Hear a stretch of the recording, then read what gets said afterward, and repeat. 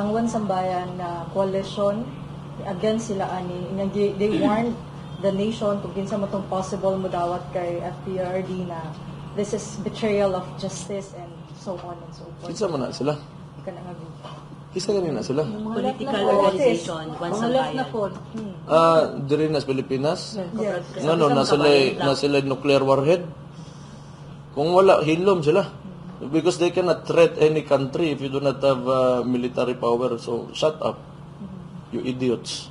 Pati kini si Franz Castro and Attorney Colmenares, they're so against with kaning interim release request. Kontra sa politika, muna sila yung mga pulos. Ito, banha lang. Nidaog na unta na si Franz Castro kung unsa pa na siya, hostilan mamina, pamanmuhan na niya, noong isang taon. So, ganito. Oh, yes. Hindi na ko na kuan be. Nasa giingon katawanan kaayo. John Ray, di ayo si John Ray.